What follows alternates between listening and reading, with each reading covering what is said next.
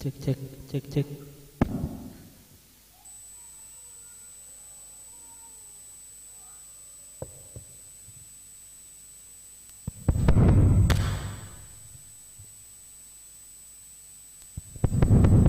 Cek cek cek.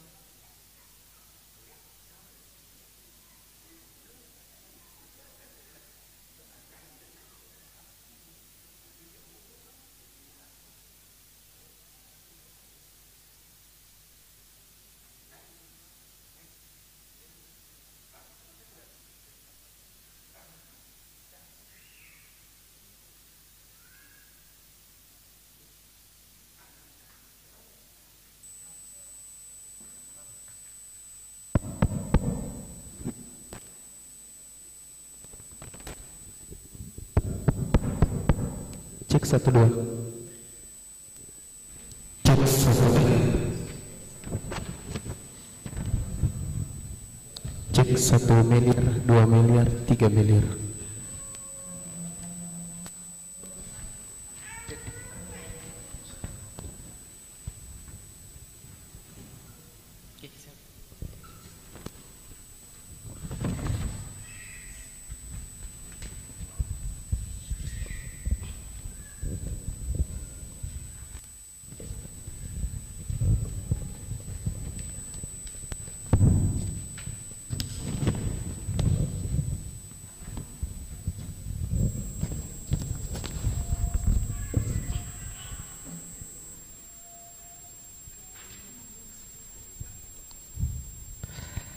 Masih semangat ayah bunda? Walaupun yang sudah sore harus tetap semangat ya. Masih semangat ayah bunda? Pagi.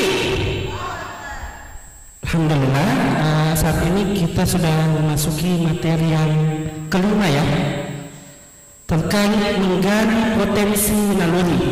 Tadi sempat dipaparkan terkait materi yang keempat, menggali potensi pada anak. Sehingga pada kesempatan ini masuk pada sesi materi yang kelima, menggali potensi naluri. Untuk itu kepada Ustazah kami persilakan mengambil tempat. Kita sambut dengan berikan takbir.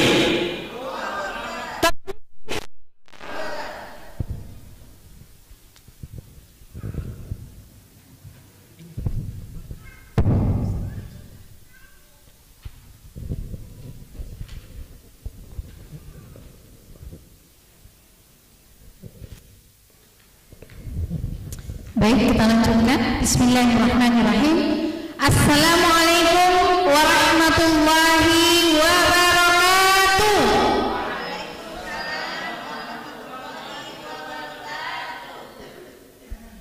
Alhamdulillah. Alhamdulillahilladzi arsala rasulahu bil huda wa dinil haqq liyuzhirahu 'alad dini kullih wa kafa billahi syahida asyhadu an la ilaha illallah wa asyhadu anna Muhammadan abduhu wa rasuluh.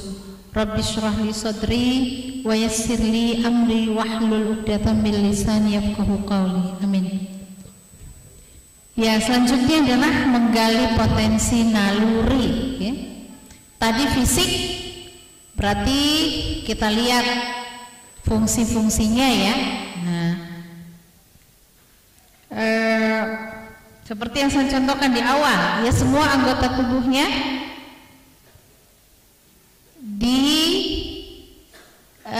berdayakan supaya bisa digunakan untuk menghamba kepada Allah. Jadi tidak ada yang protes anggota tubuhnya, tangannya mau digunakan untuk makan pakai tangan kanan, kakinya memasuki rumah dengan tangan kanan, masuk ke toilet pakai kaki kiri, keluar pakai kaki kanan, dan seterusnya. Matanya mau melihat yang baik, tidak mau melihat yang buruk, yang aurat, yang maksiat. Telinganya mau mendengar ayat-ayat Allah, mau mendengar kalimat-kalimat yang baik, tidak mau mendengar gosip.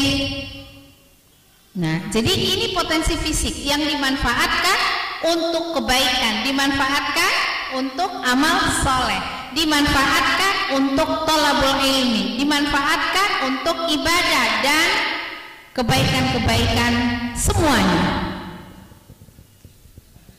Nah, ini mesti dijaga dan juga nanti termasuk ini dipahamkan kepada anak-anak bahwa kaki diciptakan bukan buat menendang orang, bukan menzalimi orang. Tangan digunakan bukan untuk menzalimi orang. Tangan diciptakan bukan untuk mencuri barang orang. Nah, ini pertama, ya. Nah, sekarang naluri.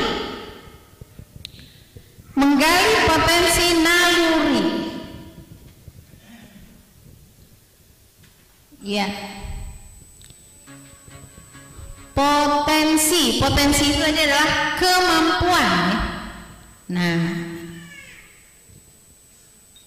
seperti sholat berjamaah di masjid, kemampuan fisik tadi kakinya. Nah, sekarang potensi nalurinya gimana? Potensi hidup yang kedua yang membuat seseorang terdorong untuk mempertahankan hidupnya, meraih hidupnya, bahkan mewujudkan hidup yang berkualitas, hidup mulia, itu adalah ada namanya potensi naluri. Apa itu potensi naluri? Kecenderungan manusia untuk meraih hidup berkualitas, bukan sekedar hidup,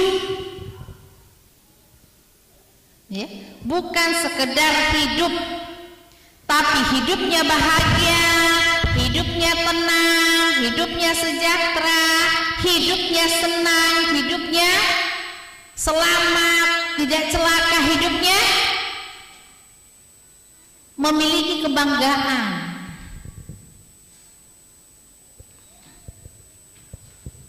Coba kalau orang tidak memiliki kebanggaan sebagai seseorang,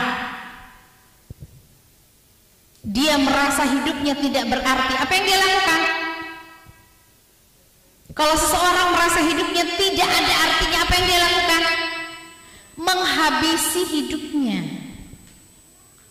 menghancurkan dirinya, menghancurkan makhluknya. Apakah ini kebaikan? Apakah ini kebaikan? Tidak. Siapapun secara naluri, ya, secara alami, dia ingin hidup senang, betul nggak? Dia pasti ingin bangga keberadaannya di dunia, diakui, dihormati, dihargai, betul nggak? Nah, ini kualitas hidup, bukan sekedar hidup. Nggak ada manusia itu nggak dianggap di keluarganya, nggak dianggap di komunitasnya, nggak dianggap di kampungnya. Ada manusia yang seperti itu? Tidak, pasti tidak menyenangkan hidup seperti itu. Nah, jadi sebenarnya setiap orang punya nih, termasuk anak kita punya.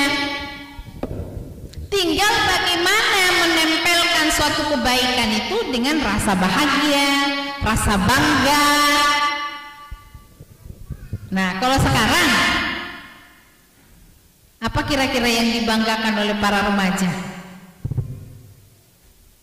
Tahu? Apa sih cita-citanya remaja sekarang? Punya banyak uang. YouTuber tuh nanti pekerjaannya. Punya banyak uang. Terus apa lagi? Terkenal. Ya kan? Viral, terkenal, apa lagi? Pakaiannya bermerek. Betul nggak? Kuliner di tempat-tempat yang populer, tempat-tempat viral. Sampai ada, Masya Allah, saya tuh nggak punya FB, saya cuma diceritain aja. Setiap ada kuliner baru, dia ke situ dan selfie. Setiap ada rumah makan baru, ada warkop baru, nah, kerjanya selfie. Kata saya, ini orang tiap minggu punya uang berapa? Hah? Numpang foto. Saya tuh nggak punya FB, nggak sempat dan nggak bisa ngikuti lah. WA aja nggak kebaca soalnya. Jadi nggak punya FB, nggak punya Instagram. Nah, yang saya biasanya dapat cerita. Walaupun nanti katanya saya harus punya FB, tapi saya bilang kalau saya punya FB silahkan ada yang ngelola. Saya nggak sempat ngelola. Nah, itu naluri atau kebutuhan tuh untuk makan di mana-mana. Makannya kenyangnya sama nggak? Sama. Tapi kenapa ada orang mau sekali makan harusnya 10.000, 20.000 cukup, nasi padang kira-kira 20.000 lah. Kalau di sana warteg 10.000, nasi padang juga mulai viral di sana 10.000, 15.000, 20.000. Tapi ada yang sekali makan 100.000. Ada? Ada. Yang sekali makan 1 juta ada? Nah, hotel berbintang 5 itu 1 juta sekali makan dengan menu yang entah itu misalkan menu luar lah. Lah kenyangnya sama nggak? Berarti apa yang membuat dia mau mengeluarkan uang 100.000 padahal ada yang 10.000, ada yang 20.000? Ya, style, ya kan? Yang dibayar mahal itu bukan makanannya, tempat makannya, benar kan? Tempat makannya.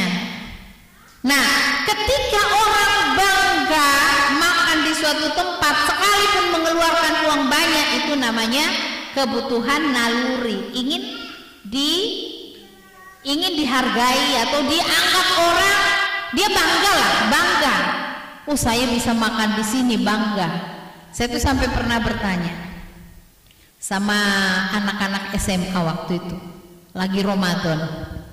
Kak, emang apa bedanya ayam goreng di restoran itu dengan di rumah kita? Kayaknya perasaan di rumah kita lebih enak, yang masak juga enak, ayam kampung lagi. Kalau nggak ayam kampung, ayam organik lagi. Kenapa nggak teman-temannya dibawa ke rumah aja? Ih, Umi mah kayak nggak ngerti aja. Kan nggak ada nongkrongnya Mi kalau di rumah. Oh gitu. Kan bisa nongkrong juga, tapi nanti sholat juga gitu ya. Ya udah ngobrol-ngobrol, selfie-selfie, tapi kan ketahuan di rumah. Oh, jadi kalau di rumah nggak keren ya? Ya iyalah. Itu saya ingat waktu masih SMA itu ada ponakan saya yang suka apa namanya ngajak temennya berbuka di luar itu. Kalau lagi liburan atau lagi di rumah lah, kan biasanya ada tuh masa setelah liburan sekolah. Jadi berbuka di mana? Tuh saya tanya, emang di situ apa bukaannya? Ya ada pisang goreng, ada mie goreng. Ya, di rumah juga ada begitu kalau mau dibuat. Tapi beda Mi, beda. Nah itu berarti bukan kenyangnya kan? Nah, di rumah gak ngeluarin uang, situ ngeluarin traktir teman-teman. Nah di rumah gak ngeluarin, Umi yang ngeluarin.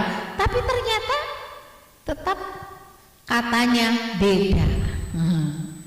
Itu berarti naluri kan? Sama, ada lagi yang mengiklankan. Satu kamar mandi berapa gitu ya? Saya lupa. Tapi yang jelas lebih dari 100 juta. Apa malah 1 M, lupa saya. Ada yang baca iklannya? Ada yang baca iklannya? Bukan iklan sih, artis kayak apa itu? Ya YouTuber lah gitu. Saya bilang, saya ceritakan nggak lihat juga diceritakan. Saya bilang perasaan 5 juta bikin kamar mandi 10 juta udah bagus gitu. Udah bukan keramik tapi sudah granit. Nah, kalau marmer belum, nggak dapat. Ya mungkin sekitar 20 juta lah, satu kamar mandi. Nggak harus 100 juta kali. Itu bahan apa? Coba kalau dikasih makan orang 100 juta, keluarin deh kamar mandinya 25 juta atau 50 juta. 50 juta ngasih makan orang berapa? Berapa? Katakanlah 25.000 satu porsi. 1.000 baru 25 juta. Berarti 50 juta ngasih makan berapa ribu orang? 2.000 orang kan bisa terkenal dengan ngasih makan 2.000 orang.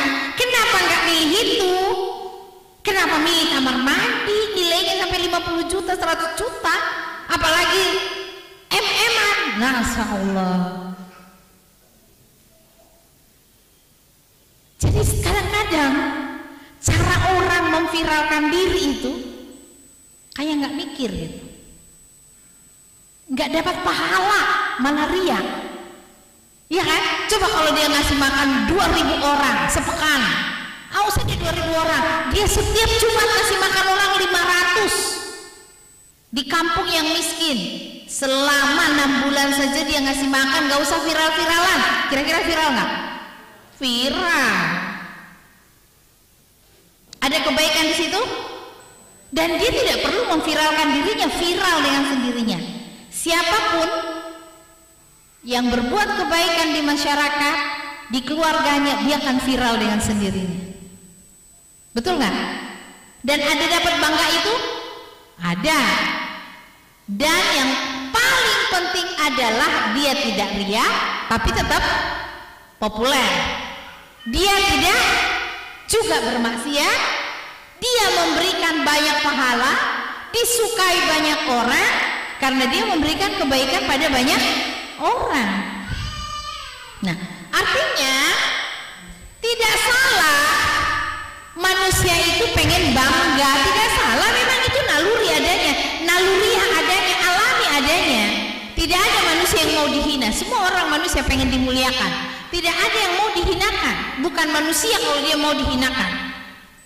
Itu memang fitrah manusia. Tapi jalan menuju kemuliaan itu harusnya prestasi dunia akhirat. Nah, itulah yang coba kita bangun, ya. Apalagi sifat manusia ini, naluri ini tidak seperti tadi, ada rasa lapar, ada rasa haus, sehingga perlu diberi. Nah, ini potensi yang ada pada anak kita, potensi yang ada pada murid kita, termasuk yang anak usia dini maupun anak usia prabalik. Dia punya keinginan dihargai, dia punya keinginan disayang dan seterusnya. Tetapi ini harus distimulan. Tidak seperti rasa lapar tadi. Contohnya misalkan gini, aku pengen terkenal nih, tolong dong buat aku terkenal. Aku pengen dihargai nih, tolong dong bikin aku dihargai. Enggak begitu, karena nggak ada sinyalnya. Tiba-tiba aja nanti ketika dewasa ada problem karena tidak terfasilitasi nalurinya. Jadi dia butuh stimulan. Semua orang punya ini, ingin terkenal, semua orang punya, tapi kadarnya itu beda-beda tergantung stimulannya. Semua orang pengen punya harta, betul? Semua orang pengen punya harta, semua orang pengen punya kendaraan, tapi stimulannya ketika beda, targetnya berbeda atau ukurannya berbeda. Contoh, kita tinggal di perkampungan yang rumahnya sederhana. Katakanlah di kampung, rumahnya sederhana. Lalu tetangga-tetangga kita nggak punya mobil. Kira-kira kita pengen punya mobil mewah nggak? Enggak. Cukup jalan kaki kalau semua tetangganya jalan kaki. Bahkan cukup naik angkot. Tapi kalau dia tinggal di perumahan, semua tetangganya punya mobil mewah, keluarga-keluarganya punya mobil mewah. Kira-kira dia pengen punya mobil mewah nggak? Pengen nggak? Pengen. Karena itu dia perlu stimulan supaya seperti tadi. Kalau nggak distimulan enggak. Nah karena itu, nah ini salah satu juga yang harus kita waspadai pada anak kita. Jangan biarkan dia menonton youtuber-youtuber yang mengiklankan kemewahan, mengiklankan baju-baju bermerek, mengiklankan mobil-mobil mewah. Jangan biarkan dia nonton mobil balap, nanti dia pengen jadi pembalap, mobilnya pasti mahal.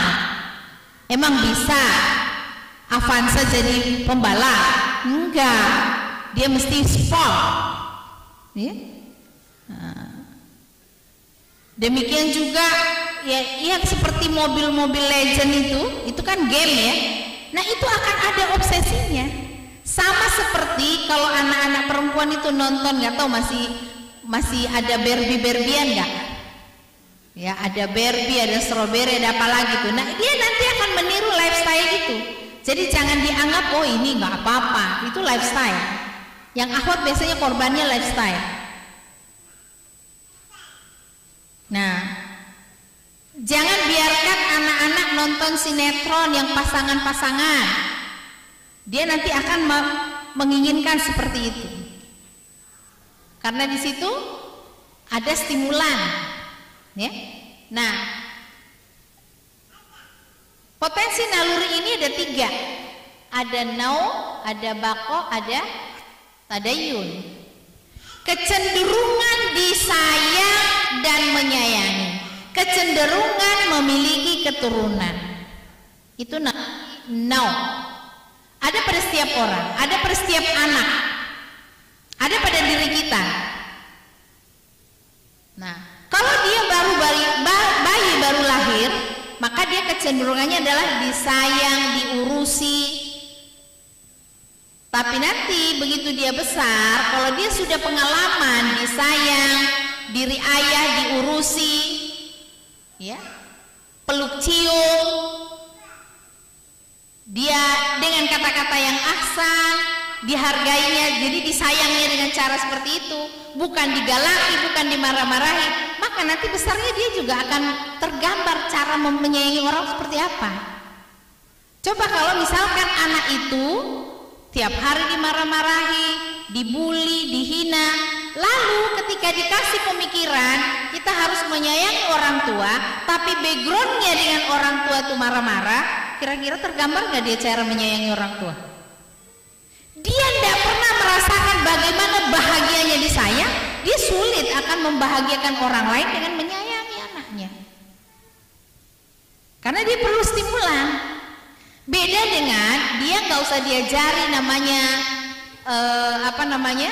cara makan dalam arti sampai dia kenyang, dia tahu ukurannya.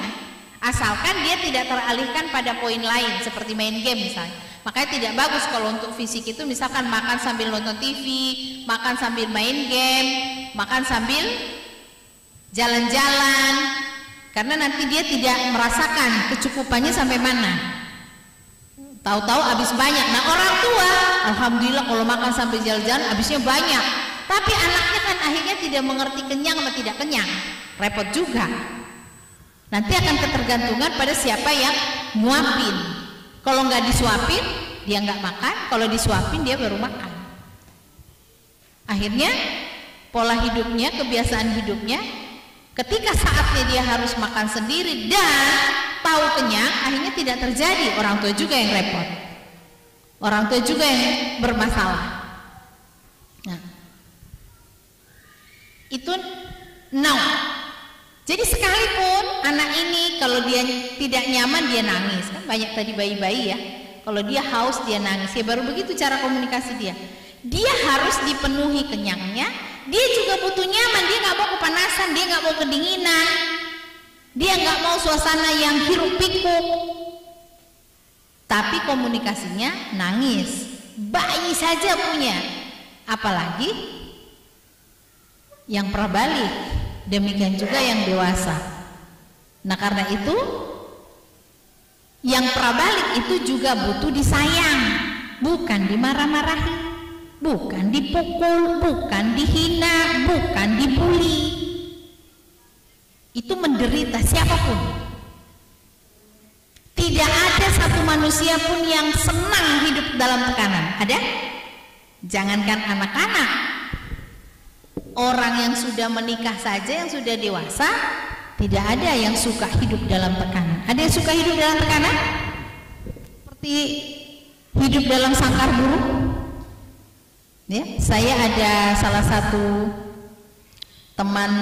temannya adik ipar saya, suaminya pencemburu, kemana-mana tuh harus sama suaminya. Atau temennya datang, padahal sama perempuan juga, cuma dia takut istrinya berpaling dari dia.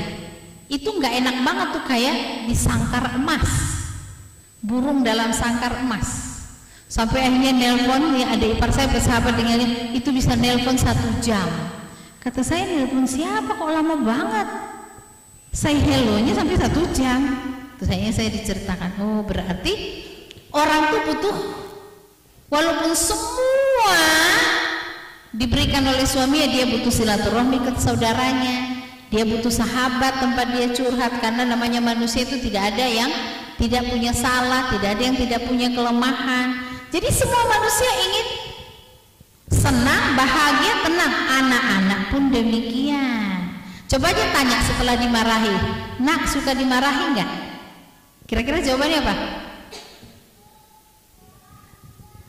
Tidak ada satu manusia pun yang mau dimarahi, kecuali manusianya memang sudah penuh kesadaran, merasa banyak salahnya. Tolong dimarahi saya kalau saya salah. Itu pun hanya basa-basi, sebenarnya pengen diingatin. Tapi kalau orang itu dimarahi, cara mengingatkannya, emang nggak ada kata lain yang lebih bagus apa? Iya kan? Karena memang itu naluri manusia. Nah anak kita juga demikian, dia butuh disayang. Nah karena itu anak yang belum balik ini, dia penanganannya bukan setiap kesalahannya dimarahi, tapi setiap kesalahannya harus diluruskan. Ingat filosofinya, setiap kesalahannya diluruskan, dibetulkan. Caranya tidak harus dimarahi. Kalau keterlaluan baru dimarahi. Dia memang perlu dimarahi, tapi bukan setiap saat, bukan setiap salah. Apalagi setiap salah dicambuk dan tidak melihat salahnya mubah apa haram. Lah kalau mubah, Allah aja nggak ngasih hukuman bagi orang dewasa, masa anak prabalik kita hukum dengan cambuk misalnya? Paham maksudnya? Di usia prabalik, anak itu dimaafkan oleh Allah atau tidak? Iya, rufi al-qalam. Kalau lihat lam ya bro, dia sebelum balik rufi al-qalam. Lalu siapa kita? Siapa lo? Kata Allah, siapa lo? Gitu ya. Pencipta kagak. Apalagi bapak-bapak melahirkan enggak gitu. Cuma ngasih makan doang, enggak ngerasain sakitnya. Ada yang ketawa. Saya dulu begitu. Ya Ustadz Amir kan orang Makassar, saya orang Medan, sama-sama ini sebenarnya, tapi saya lama di Bogor. Pernah anak saya nomor 2 memang super aktif. Pernah diginikan. Lalu saya katakan, anak siapa? Yang lahirin saya. Saya saja nggak nyentil. Cuma saya nggak bilang siapa loh, enggak. Nah, termasuk anak-anak juga awal-awal masih kecil itu bilang ke abinya, emang abi melahirkan? Kenapa abi yang mengadili kami bukan umi? Ya, Jadi dipertanyakan jasanya. Nah, karena itu bapak-bapak jangan galak-galak, rajin memberi biar nggak dipertanyakan jasanya. Kalau ibu jelas jasanya, kalau bapak nggak bisa diceritakan kecuali dia memberi. Lah kalau ngasih uangnya ke ibunya, tapi semua hal diurus ibunya, kan dia nggak ngelihat jasa bapaknya. Karena itu perlu bapak-bapak itu bawa oleh-oleh, ngasih uang, walaupun udah dikasih ke ibunya semua, minta lagi dari ibunya kasih. Kalau 100% dikasih ibunya. Dan jangan galak-galak sama ibunya. Ini saya juga ada kasus. Ada anak, dia bersaudara 4. Ini ceritanya ibu bapaknya di ambang cerai. Di ambang cerai berarti berantem kan? Biasanya ya, mana ada orang bahagia di ambang cerai, itu berarti karena ada perang dingin. Kadang-kadang ada perang beneran. Nah, perang beneran di depan anak. Ada yang perang dingin. Nah, ada yang perang WA. Nggak tahu tuh perang dingin apa perang apa itu. Kalimatnya tajam-tajam pas saya baca, oh masya Allah gitu ya. Memang kalau kita nggak berhadapan muka itu bisa kalimatnya lebih kasar daripada berhadapan muka. Jadi jangan mau jawab soal di WA. Nah itu kasusnya, ada anak nggak mau ketemu bapaknya. Ada di antara 4 anak. 1 nggak mau ketemu bapaknya, anak ke-3. Nah, saya waktu itu guru sakofa di SD. Ada pesan sponsor, tolong dong dibahas birrul walidain, soalnya kakak ini nggak mau ketemu bapaknya. Saya sudah menduga ini pasti dampak pertengkaran ibu bapak. Dan gara-gara itu saya akhirnya masuk ke kasusnya dan saya menengahi, walaupun akhirnya nggak sukses, cerai akhirnya. Tapi saya akhirnya tahu kenapa anak ini nggak mau ketemu bapaknya. Ternyata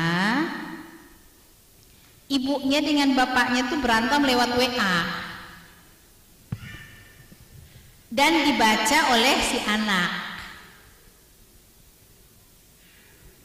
Akhirnya dia benci bapaknya, tidak mau ketemu, belum cerai itu. Nah akhirnya saya bilang, saya ketemu bapaknya secara personal. Pak, saya tahu karena dicontohin sama ibunya WA-nya. Pak, apa benar bapak suka ngomong yang menyakitkan ibunya? Apa bapak berantem sama ibu? Ya biasanya laki-laki nggak mau. Oh iya enggak ya, diem aja bapaknya. Kalau benar Pak, itu yang membuat anak bapak nggak mau ketemu bapak. Solusinya nanti saya jamin, saya sampai bilang gitu ya, supaya bapak ini mau berubah gitu. Saya jamin sebulan bapak baikin ibunya dan bapak tidak memaksa anak itu ketemu, bapak kasih aja tahabbu, nanti tuh akan mau anak itu ke bapak. Bener, walaupun akhirnya mereka cerai, tapi si bapak tidak lagi me-WA yang yang kasar-kasar. Ini hati-hati juga ya, ibu bapak itu kalau berantem jangan lewat WA. Kalau berantem makan di mana gitu, nggak tahu anaknya. Nanti kalau udah makan bareng nggak jadi berantem. Aman kan? Aman. Nah maka pada saat anak usia prabalik ini memang dia perlu tadi kan masih ada pendampingan ya, dia perlu disayang. Dia perlu merasakan bahagianya disayang, bahagianya dilindungi, bahagianya dipeluk, bahagianya disentuh. Bukan cuma suami istri yang bahagia disentuh, anak juga bahagia dikecup, anak juga bahagia dipeluk, sama-sama tuh naluri Sebelum naluri jinsnya itu dituntut pemenuhan, dia harus kasih sayang itu dulu. Karena juga ketika suami istri kan saling menyayangi juga kan, bukan cuma hanya urusan seks. Oke, urusan seks setiap malam, tapi siangnya berantem, nikmat nggak? Siapa lo kan gitu, mending orang pisah kalau berantem. Nah sekalipun di antara mereka ada yang bermasalah, kan tidak sedikit ya, Di antara suami istri itu ada yang tidak bisa punya anak. Bahkan teman saya ada yang impoten, awet sampai sekarang seusia saya hampir 60. Itu karena apa? Terjadi saling menyayangi di luar tempat tidur. Coba kalau di tempat tidur doang, tapi tidak saling menyayangi di luar, orang nggak akan betah. Nah, demikian juga anak bukan cuma dikasih makan, tapi dia juga butuh dipeluk, butuh disenyumi, butuh dielus. Dan energi dia untuk hidup ketika diberikan poin pertama ini luar biasa. Saya banyak belajar dari Aziza, anak saya yang keempat. Kalau dia nggak suka makan, dia diajak bercanda, abinya joget-joget sambil sholawat, nanti mau lagi makan. Jadi sebelum dia makan dikasih senyum dulu, dikasih tertawa dulu, nanti mau lagi makan. Bayangkan anak yang penuh keterbatasan itu butuh perhatian dan kasih sayang lebih. Kalau secara teknis orang lain tuh bilang, ngapain dibawa Om? Dia butuh saya. Kalau orang lain bilang kan sudah digendong 16 kilo. Itu kalau matanya ngelihat fisiknya. Tapi kalau matanya bisa menembus jiwanya, dia seorang anak yang butuh kasih sayang orang tua, justru dia harus dibawa-bawa. Karena dia bahagia. Sekalipun dia capek, dia bahagia. Capek fisik tapi bahagia. Ada semangat hidup? Ada. Dan saya merasakan ketika dia semangat hidupnya tinggi, terapi-terapinya berkembang, bermanfaat.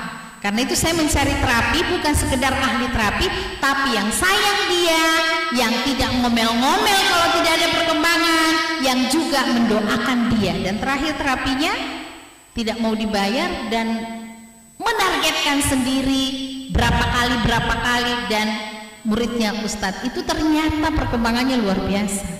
Jadi berobat pun bukan sekedar orang ngobati, tapi yang mengobati dengan tulus ikhlas. Mau dibayar atau tidak itu persoalan lain. Dibayar nggak apa-apa, tapi tulus ikhlas. Kalau nggak ada perkembangan nggak akan ngomel-ngomel. Nah, awalnya saya nggak terlalu memperhatikan. Yang memperhatikan itu kalau mungkin karena saya sudah senior, kalau saya ngantar semua terapi dia saya kenal, nggak ada yang ngomel-ngomel depan saya. Tapi begitu bibitnya yang nganter, bibitnya Aziza, nah itu yang nggak enak bibitnya, bla bla bla bla bla gitu ya. Dia bilang, Mi, jangan kesini lagi ya. Kenapa? Kalau nggak Umi yang ngantar suka ngomel. Oke. Dan sekarang saya menemukan terapi yang mengobati dengan ikhlas, nggak mau dibayar, dan ingin membantu Aziza. Ternyata perkembangannya luar biasa. Nah, demikian juga anak-anak kita. Kalau ini contoh, apalagi yang anak usia dini ya, anak usia prabalik, masih bersama ayah bunda. Kalau anak usia SMP saja, kalau dia mandek hafalan, itu guru tahfiznya harus kontak kedua orang tuanya dan menyapa, membahagiakan. Nanti itu melaju lagi tahfiznya. Karena apa?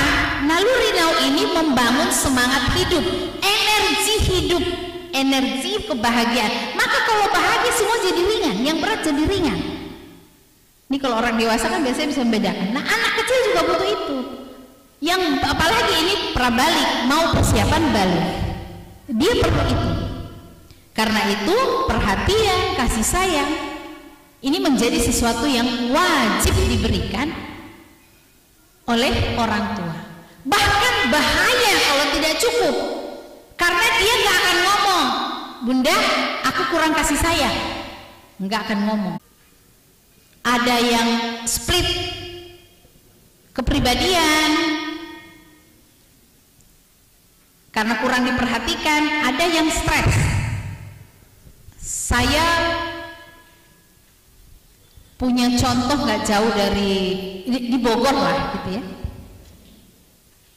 Ayahnya pinter, sudah doktor, S3-nya di Prancis. Prestasi waktu saya masih sama-sama belajar dulu, prestasinya bisa bahasa Arab, bisa bahasa Inggris, ngajinya bagus, prestasi akademiknya bagus.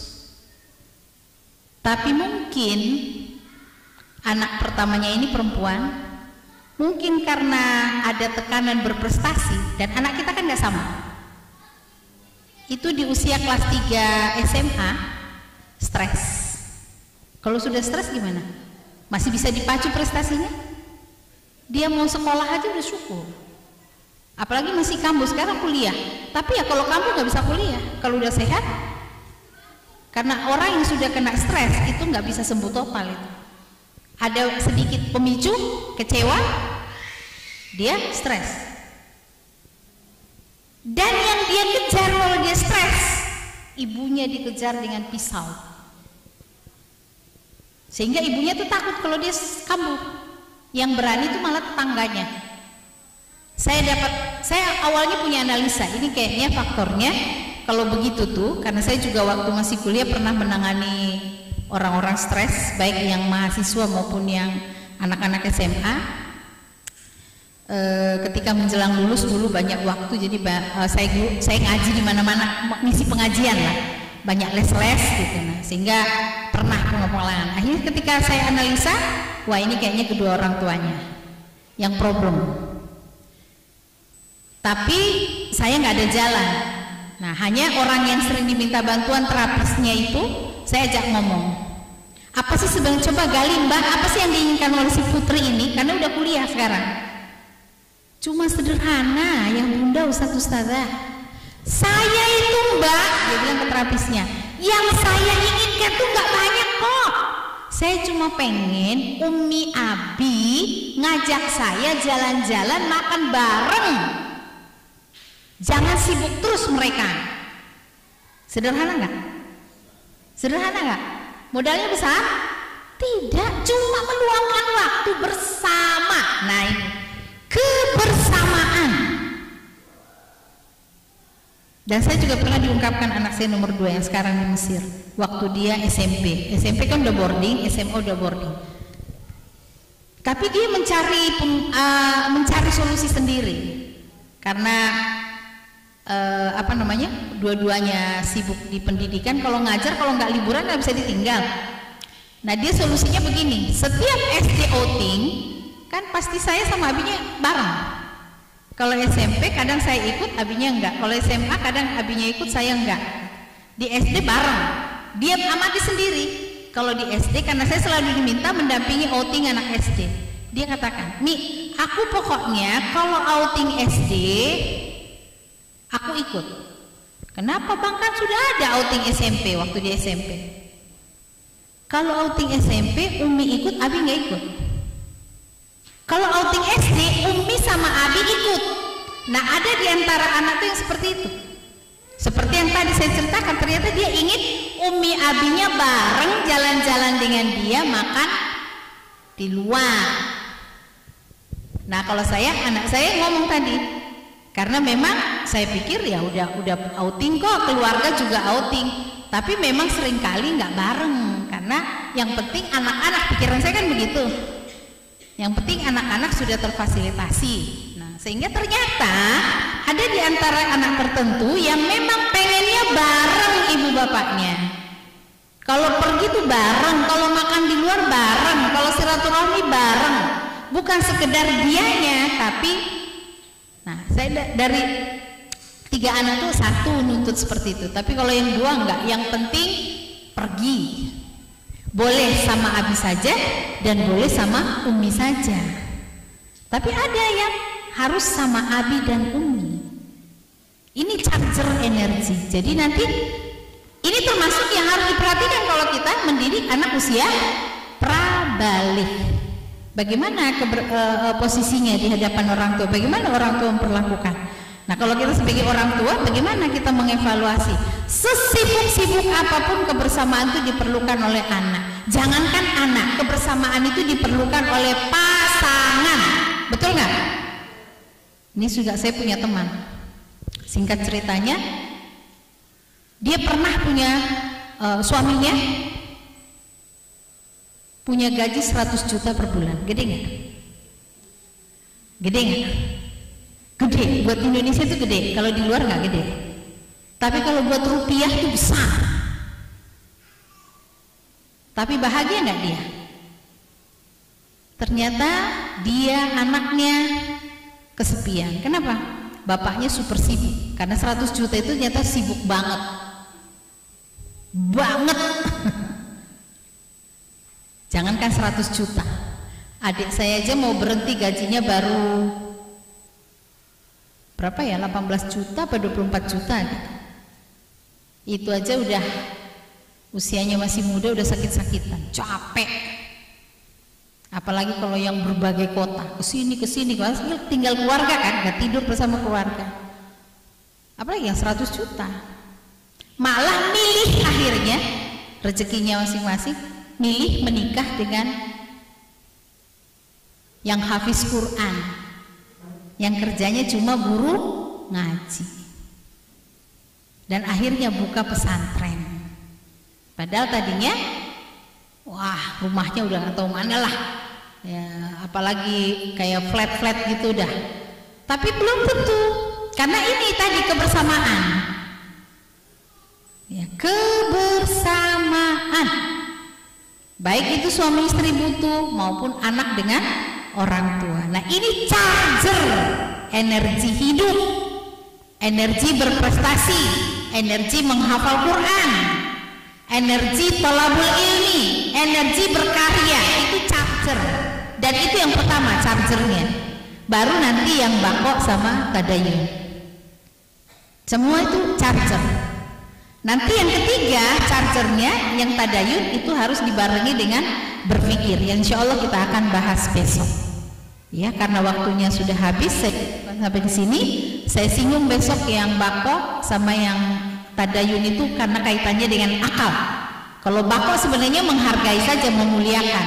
Nah yang sering diabaikan itu yang ini nih, yang now. Padahal itu pertama sumber energi kehidupannya seseorang, terutama anak yang belum balik, anak usia dini maupun anak usia prabalik. Itu semangat hidupnya, bukan cuma dinafkahi, tapi kebersamaan, pelukan, ciuman, ucapan sayang, senyuman.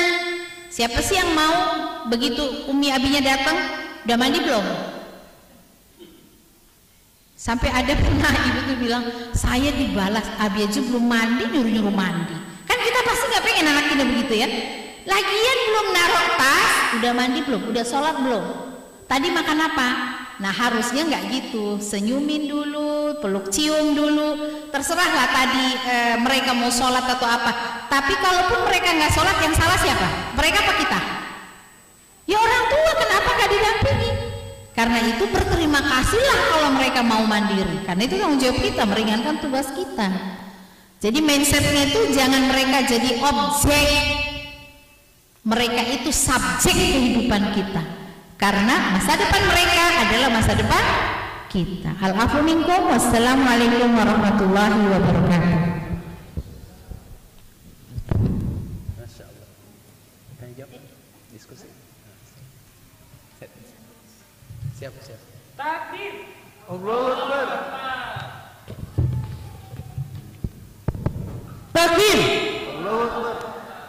Alhamdulillah, sesi materi hari ini telah selesai. Masya Allah, 5 materi tuntas pada hari ini yang insya Allah bisa menjadi bekal untuk mendidik generasi di rumah.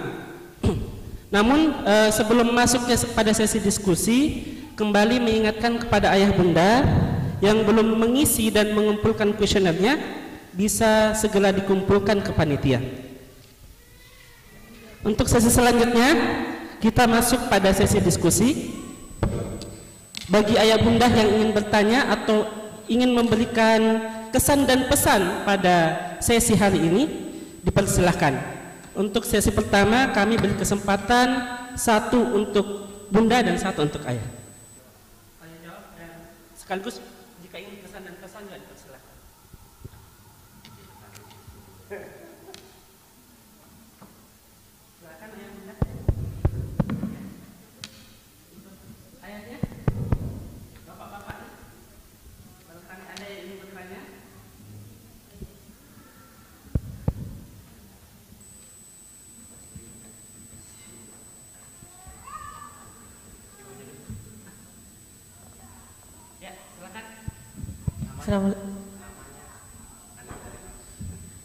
Assalamualaikum warahmatullahi wabarakatuh. Waalaikumsalam warahmatullahi wabarakatuh. Nama saya Ririn Latifah.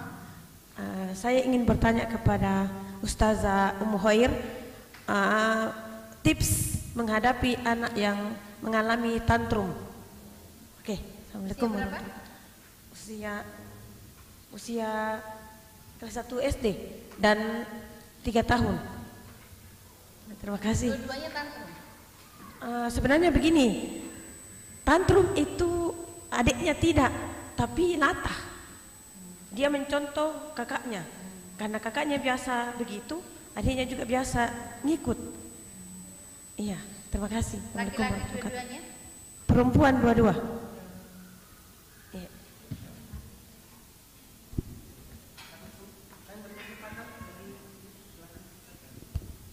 Assalamualaikum warahmatullahi wabarakatuh. Waalaikumsalam.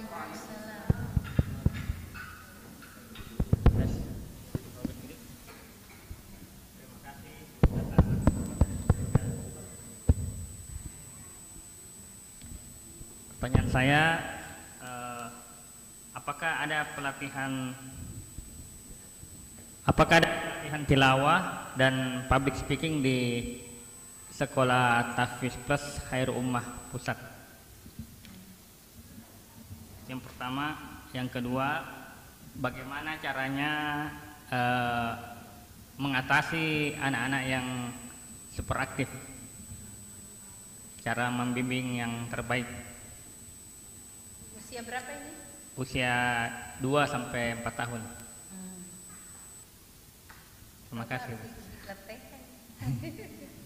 Terima kasih. Anak aktif, oke.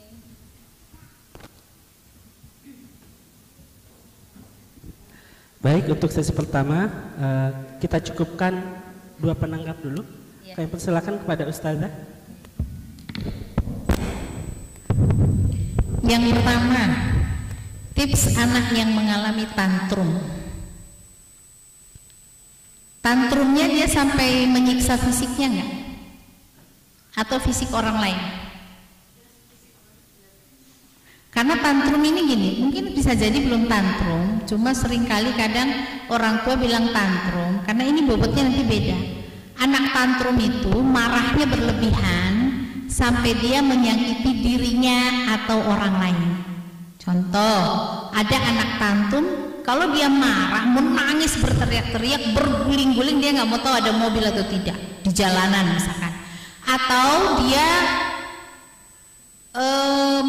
ke orang lain mencakar-cakar siapapun yang dia dapati, entah gurunya, entah orang ibunya, jadi mencakar sampai luka-luka. Ada juga anak yang jedotin kepalanya ke tembok. Ada yang seperti itu, tantrum. Jadi marah berlebih, itu tantrum. Ini sampai seperti itu enggak?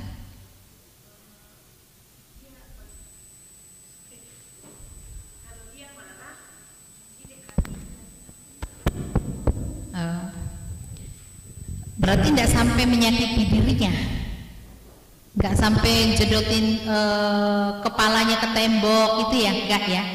Dan dia tidak menggigit orang lain atau mencabik-cabik orang lain, mencakar-cakar orang lain, enggak ya. Berarti levelnya belum high class. Kalau sampai sudah menyakiti dirinya, ini high class dan solusinya bisa bertahun-tahun. Anak emosi, berarti kan ibu artinya belum berat, level tantrumnya itu belum berat gitu, marah berlebihnya itu. Nah, anak yang emosi seperti itu, marahnya berlebih, kan marah itu wajar nggak? Marah itu wajar. Saya kalau Azizah marah, saya senang karena dia terlambat perkembangan. Jadi marah itu harus ada dalam diri seseorang. Kalau marahnya tidak ada, berarti bakoknya rendah atau tidak berkembang. Ada dulu murid saya anak autis di TK, dia kakinya diinjak, diam aja, kesakitan, nangis, tapi tidak marah. Sampai kakinya berdarah, dia jatuh, dia tidak teriak-teriak, paling kalau menangis meneteskan air mata, atau kadang dia nggak menangis sama sekali. Ini problem. Kalau anak terjatuh sakit menangis wajar. Kalau anak dipukul orang lain marah wajar nggak? Wajar. Dia didorong temennya wajar nggak? Dia marah wajar. Nah, tapi tidak berlebih. Nah, kalau berlebih itu namanya tantrum. Yang tadi ada yang sampai menyakiti dirinya. Nah, itu berarti harus segera ada terapi. Nah, biasanya latar belakang anak tantrum itu emosi ibu terutama. Ibunya pada saat hamil atau menyusui tertekan, apakah oleh pasangan ataukah oleh keluarganya sendiri. Saya tahun lalu punya murid yang tantrum. Sebenarnya tidak sengaja itu dimasukkan ke TK itu karena awalnya kakaknya, tapi ketika saya kebetulan yang wawancara, saya sebenarnya sedang mewawancara tentang bagaimana anak setelah saya lihat hasil observasi. Biasanya hasil observasi dulu baru wawancara. Nah, saya menggali pola asuhnya dan saya memberikan sedikit edukasi lah terkait dengan anak ini seperti ini, pola asuhnya biasanya begini, sehingga untuk dia berprestasi begini dia harus diginikan, singkatnya begitu. Akhirnya terkoreksilah pola asuh si ibu pada anak kedua yang tantrum. Saya tadinya nggak tahu. Ternyata memang emosional, dia tertekan saat hamil dengan problem keluarga dan saat menyusui. Kemudian anak ini juga diasuh oleh babysitter dan berbeda dengan yang diasuh oleh ibunya sendiri. Jadi hati-hati nih menyerahkan pengasuhan. Saya walaupun Azizah seperti itu, saya tidak pernah serahkan pengasuhan utuh. Dibantu ya, karena saya sudah usia ya, gendong dia ke sana kemari sudah terbatas gitu. Tapi sekalipun begitu, saya bawa kemana-mana karena dia tampak oleh yang mengasuhnya dan bahkan oleh abinya sendiri. Pernah saya ke Jogja selama sepekan karena ngisi diklatnya aja udah 4 hari, belum visitasi, belum lagi mampir-mampir nengok temen yang suaminya meninggal lah, macam-macam, sampai akhirnya 7 hari. Nah itu ada abinya gitu, tapi kelihatan bahwa dia tuh kehilangan. Dan biasanya kalau sudah seperti itu sakit. Nah kalau anak normal mungkin nggak langsung kelihatan. Nah kalau Azizah itu seperti dia kurang sumber energi untuk berkembang. Tapi kalau dia bersama uminya sumber energinya besar, sehingga kalau bersama uminya dia lebih banyak sehat. Hanya makanya resiko saya, apapun resikonya saya bawa. Nah jadi ini emosi orang tua sebenarnya, emosi ibu terutama. Walaupun dia usia TK tantrumnya bisa jadi saat hamilnya. Dan apa yang terjadi pada saat hamil itu belum plong. Kalau dia kecewa yang sangat, belum memaafkan 100%. Bener Bu? Hah? Enggak, anu aja, ditelusuri aja nanti. Dia mulai kelihatan begitu.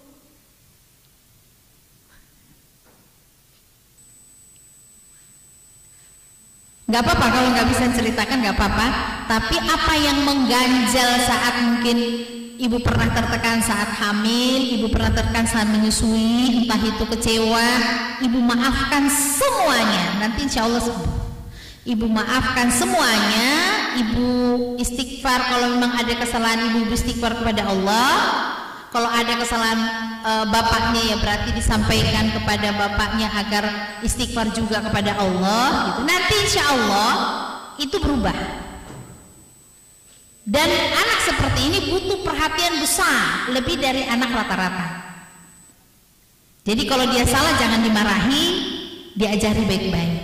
Sering dipeluk, sering dicium, sering diucapkan kata-kata baik. Kalau dia hebat, kita sayang. Atau dengan kata lain, perhatian perhatian lebih, perhatian besar, insya Allah dia sembuh.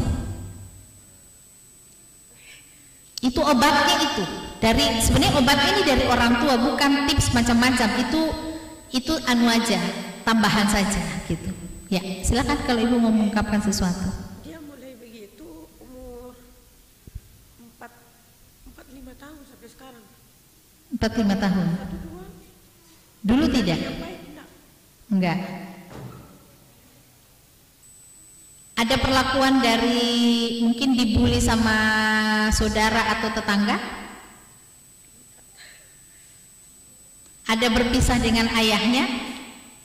Enggak. Nanti ibu berarti bukan saat hamil itu, bukan? Ya nanti ibu kan masih ada waktu besok ya bu ya. Ibu ini aja dulu, ibu apa namanya? Explore. Kan historisnya ibu yang tahu. Besok kita ketemu lagi. Iya, Iya betul. Karena kan kalau di forum ini mengungkapkan, ibu ini aja dulu.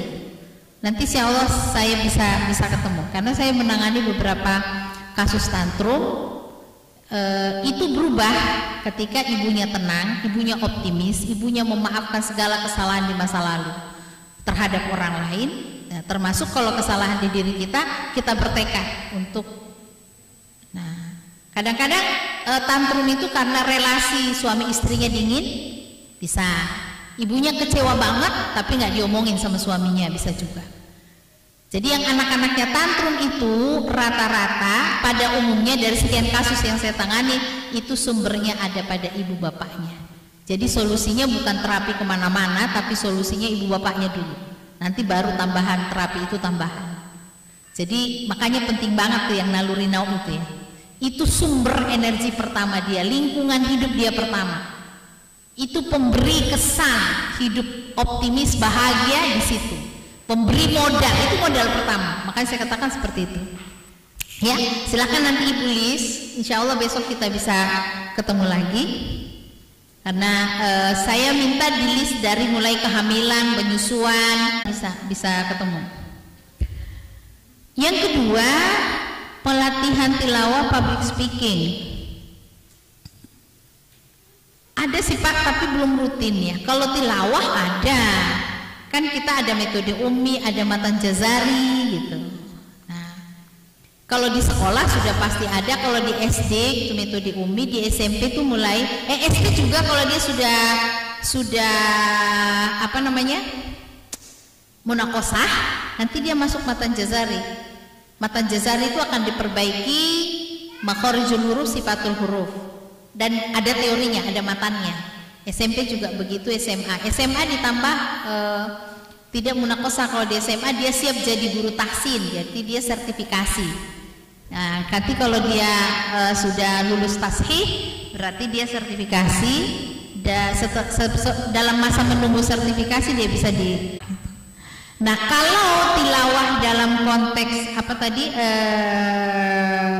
Konteks lagu itu biasanya ekskul di SMA. Kalau di SD belum ekskul, jadi yang lagu Rossi, lagu apa, nah itu diberikan di SMP SMA. Kalau SD belum, karena dia masih mengejar bacaan yang benar atau bacaan tartil. Nah kalau public speaking, kalau untuk siswa itu di SMP dan SMA, bahasa Indonesianya public speaking, bukan lagi berteori tentang kalimat, tapi public speaking dan menulis itu SMP SMA.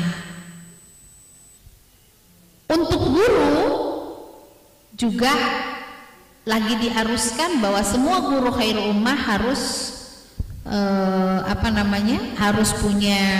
harus bacaannya tartil, karena memang ini kewajiban orang dewasa kan, warattilil qur'ana tartila.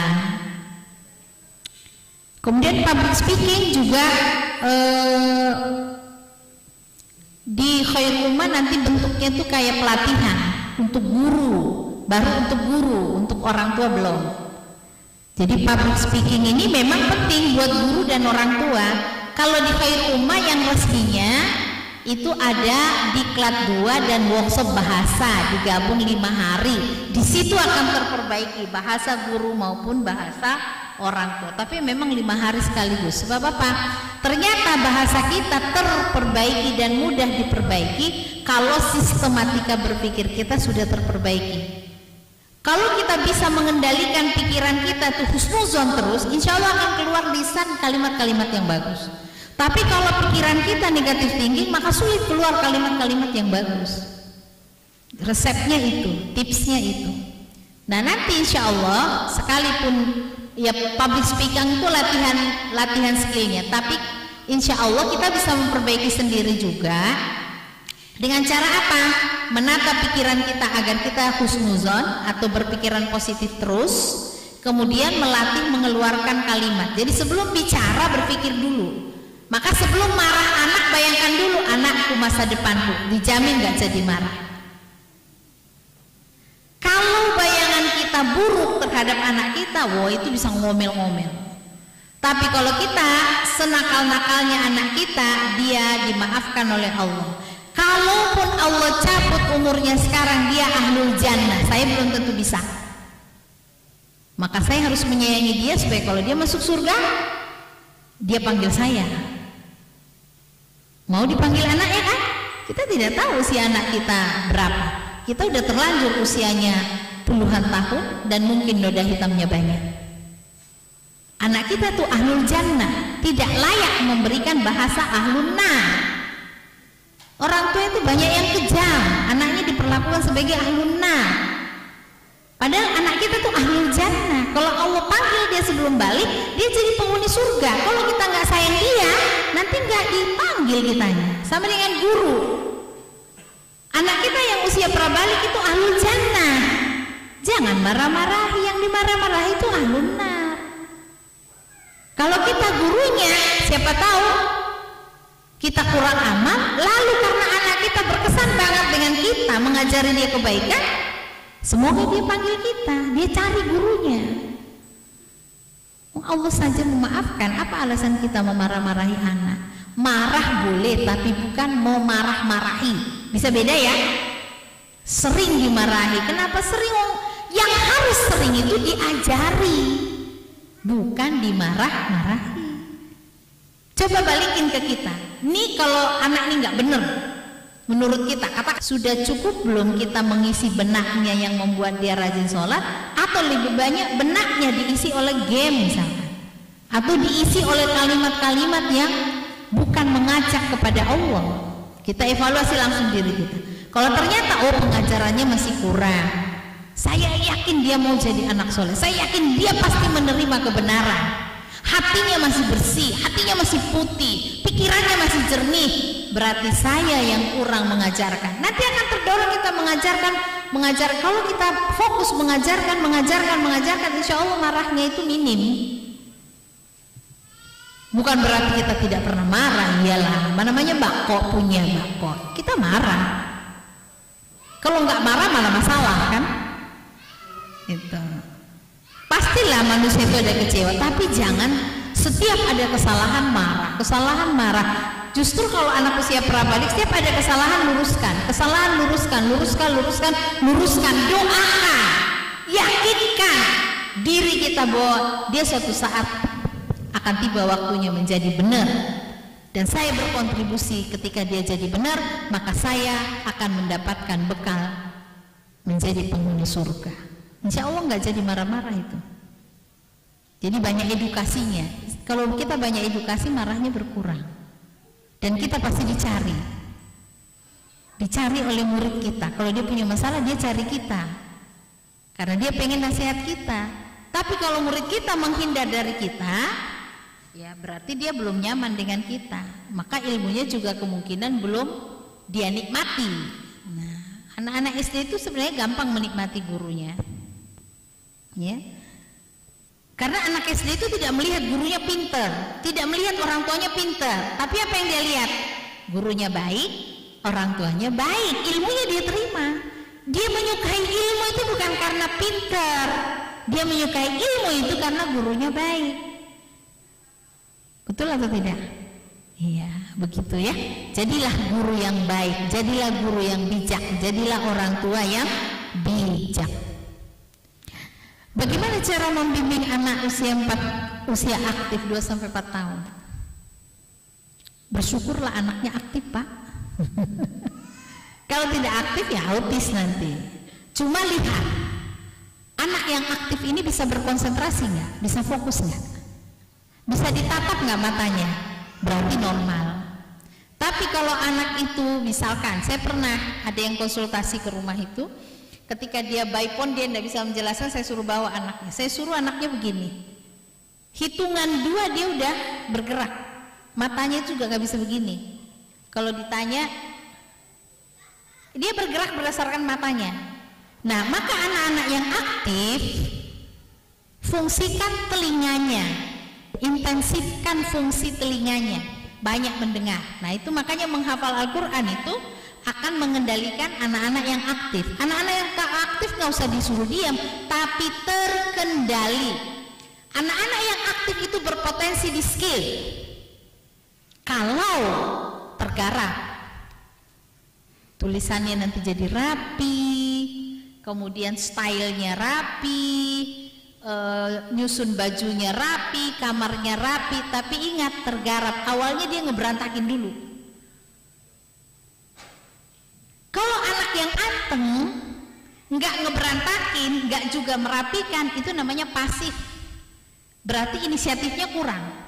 Itu nggak bisa calon pemimpin, itu calon pekerja. Mungkin administratif, kan nggak semua orang jadi pemimpin juga kan? Jadi kalau orang pasif itu jangan disuruh ngurusi orang lain. Tapi kalau yang tadi yang kerjanya ngacak-ngacak, ini pindah sini, ini koprak-koprak, itu bisa jadi pemimpin itu, karena dia biasa ngoprak-ngoprak. Disuruh beresin yang itu beres, suruh beresin. Nah, karena dia matanya cepet ngelihat siapa yang melanggar. Jadi kalau itu masih di usia anak usia dini, itu bergembiralah orang tua yang anaknya aktif dibanding anak yang pasif. Menstimulan yang pasif itu tidak mudah. Anak yang aktif itu tinggal dikendalikan dengan kelembutan. Anak yang aktif itu PD-nya tinggi. Anak yang diam itu PD-nya kurang. Perlu stimulan. Kalau yang aktif perlu dikendalikan. Dengan apa? Bukan dengan marah-marah, bukan dengan nyalah-nyalahin, dengan karya, padahal udah rusak mobilnya. Kalau anak usia dini begitu, dibongkar rodanya. Oh ya Allah, anak ayah nanti mau jadi punya showroom mobil, bengkel mobil. Wow, keren. Sekarang nggak apa-apa rodanya dibongkar, tapi besok dipasang lagi ya. Ada dong kalimat tambahannya. Jangan berhenti di situ, nanti dibongkar semua.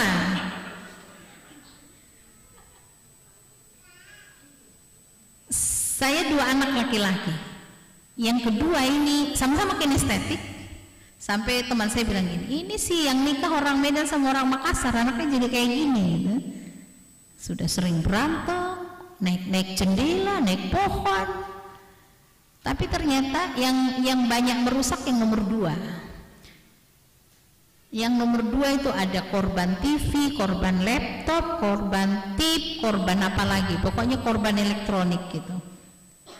Tapi ternyata sekarang yang paling tinggi sense-nya memilih HP, memperbaiki rusaknya TV, mobil, perawatan mobil, dia lebih, dan skillnya juga.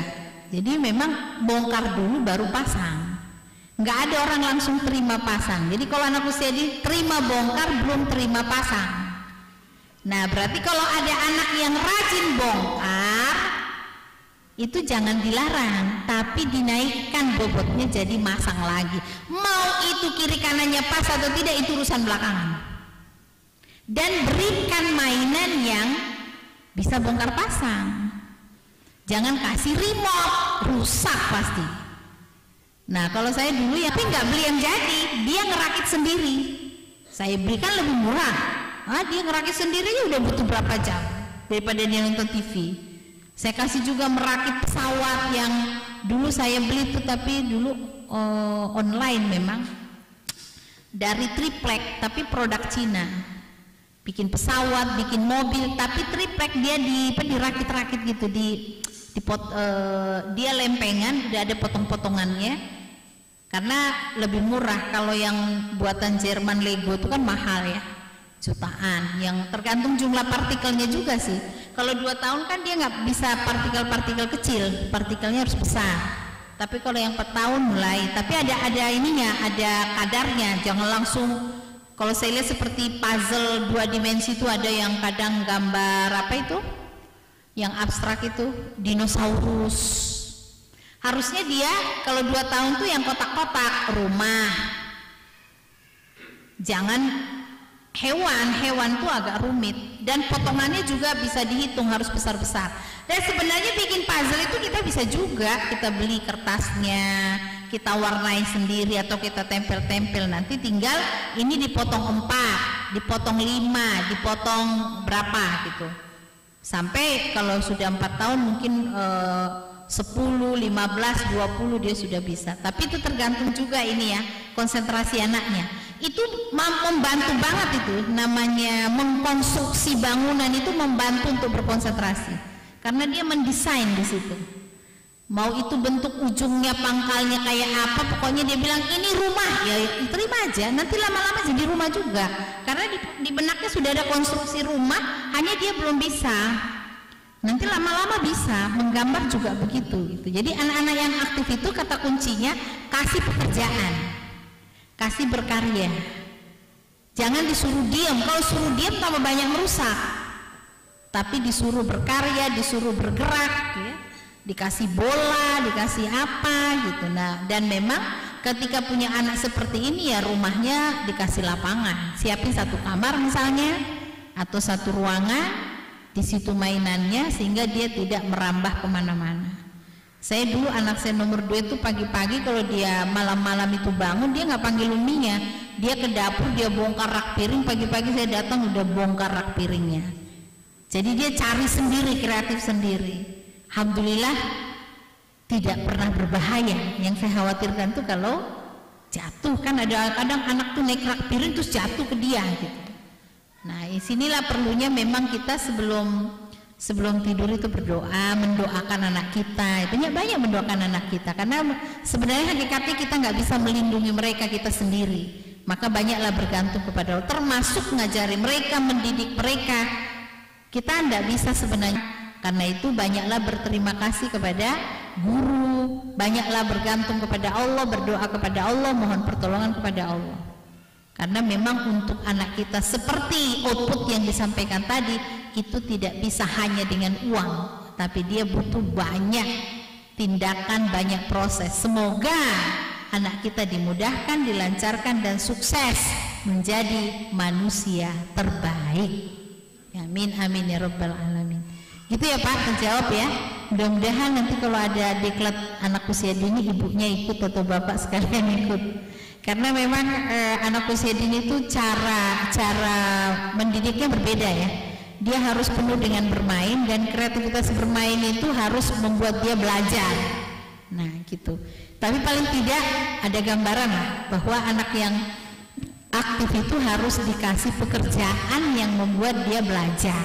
Intinya gitu. Baik, saya kembalikan kepada host. Syukran Ustazah. Baik, kami berikan kesempatan pada para peserta ayah bunda satu kesempatan untuk memberikan testimoni pada sesi hari ini. Barangkali dari ayah bunda ingin memberikan testimoni, saya persilakan.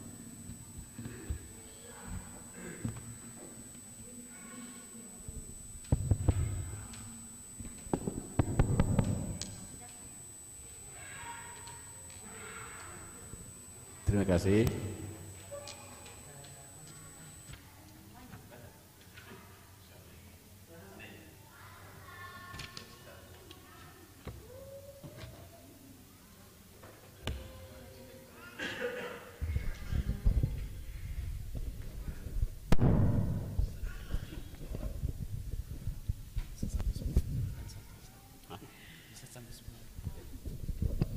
Satu, ya terima kasih.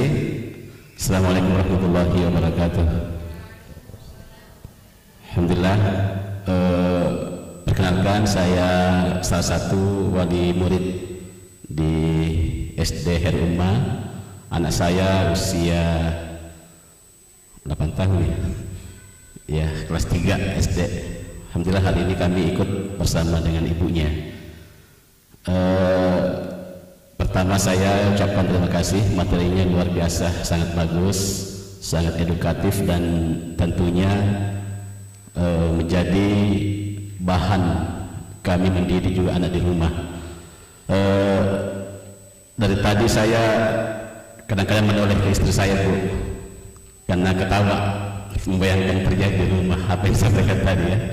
Beberapa contoh-contoh yang ini ya, anak saya Bu luar biasa aktifnya, tapi fisiknya mudah sakit ya, biasa satu pekan tidak masuk karena asma, tapi aktifnya luar biasa ya. Jadi ini juga anaknya tidak mau diam, bahkan pertanyaannya juga kadang melampaui batas umumnya. Contoh pertanyaannya, kenapa Allah tidak bisa dilihat, ayah? Kadang dia bicara Israel dengan Palestina apalah ya, saya nggak tahu di mana informasi semua ini. Kadang-kadang saya lagi bawa mobil tersedak, apa yang pertanyaannya ini ya. Nah, pertanyaan saya adalah bagaimana kiatnya anak-anak yang super aktif, termasuk banyak pertanyaan seperti ini. Kadang kita juga berpikir bagaimana cara menjawabnya, karena jawaban satunya itu akan lompat lagi pertanyaan lainnya. Kadang kebingungan dalam menjawabnya ya. Itu yang pertama. Yang kedua saya ingin tanyakan Bunda, bagaimanakah pengaruh kesalehan orang tua terhadap kesalehan anak? Kesalehan orang tua terhadap perkembangan kesalehan seorang anak. Yang selanjutnya, testimoni saya bahwa untung materi hari ini kami ikut berdua. Andaikan mungkin saya salah satu hanya ikut, mungkin tidak akan menyambung lagi materinya di rumah ya, prakteknya. Jadi mudah-mudahan nanti di ini lanjutannya ada lagi nih ya, kedua dan ketiga ya. Mungkin lagi juga diikuti orang tua mungkin ya. Harapan saya mungkin semoga di Makassar sudah ada SMP juga untuk Khairul Ummah, agar ini pendidikannya bisa berkelanjutan ya. Mungkin itu ya. Terima kasih atas ilmunya ya, semoga berkah insyaallah untuk kita semua ya. Assalamualaikum warahmatullahi wabarakatuh.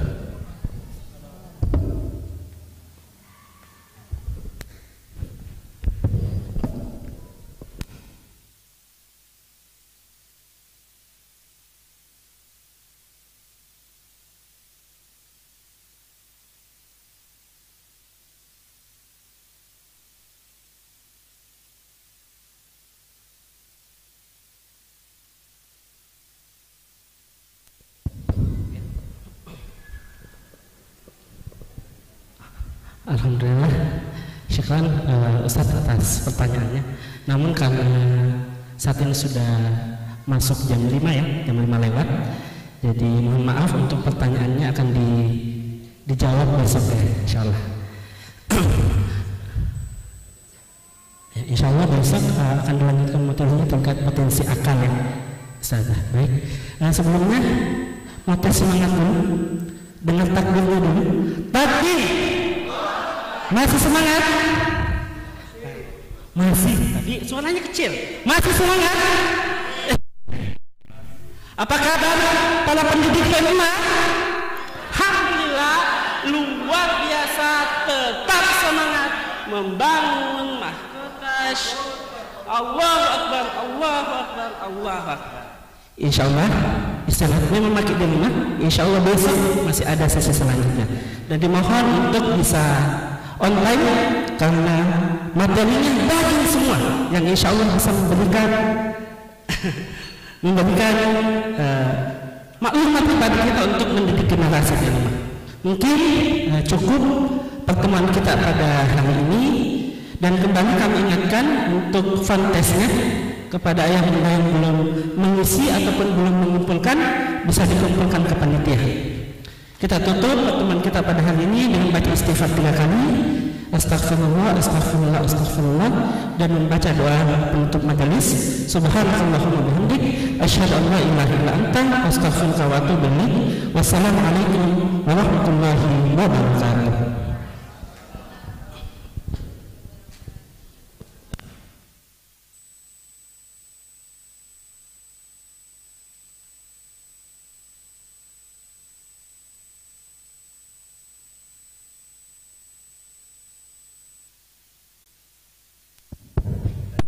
Bismillah.